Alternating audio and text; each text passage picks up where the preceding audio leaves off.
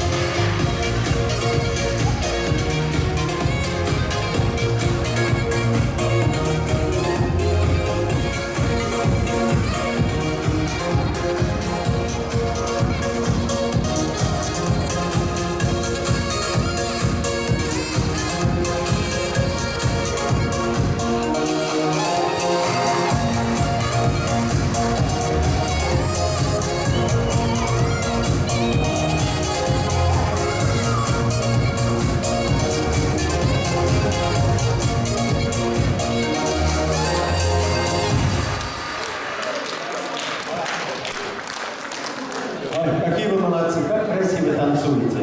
Но только надо всех танцевать, а не сидеть. Пришли же все-таки, как говорят, побалдеть немножко по-хорошему. Каналустар, мен sizga kuchlanish aytgan edim boshqa.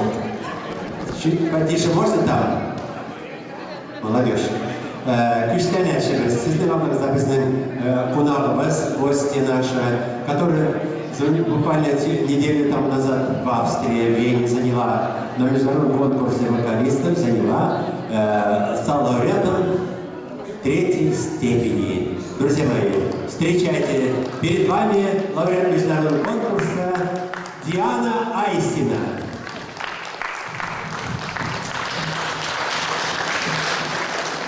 А партия фортепиано исполняет лауреат международного конкурса Эльдар Менюков. Друзья мои, этот вечер веселый, но тем не менее, вы танцевали очень хорошо. Сикердегес, биедегес. А теперь просто послушайте очень любимые народом романс Рустема Яхина «Китме Сандуваш». Отдохните немного, пожалуйста. Перед вами Диана Айсина.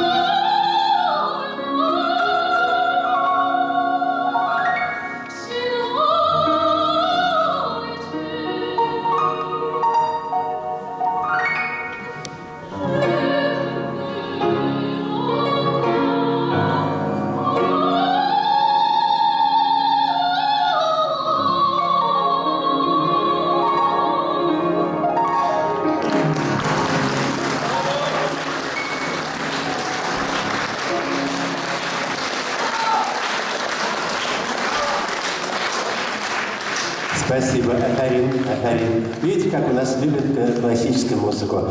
Спасибо, не подвели меня. Спасибо. Английский композитор Фредерик Лоу. Песня «Дулиттл» из... Правильно я говорю, да? из оперетты из мюзикла «My Fair Lady». Кто знает английский язык, «Моя прекрасная леди» может танцевать. И песня называется «Я танцевать хочу».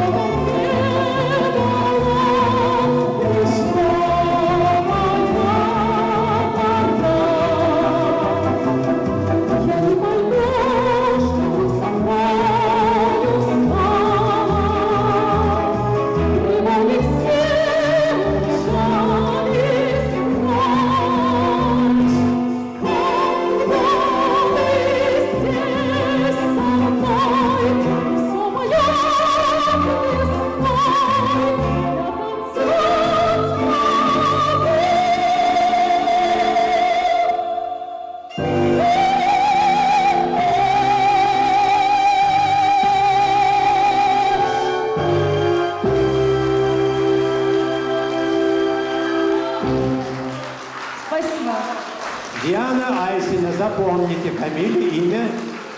Мы ее услышим сейчас. Спасибо. Биг Зулят, старым. Продолжаем.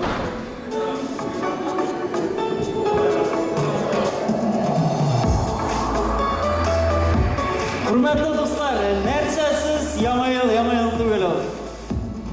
Точнее, kimsiz deyirgan bo'lar. Xushbo'y. Shoqiramiz malla. Bizlar shahrimizda xushbo'y bor. Aydagiz birgalar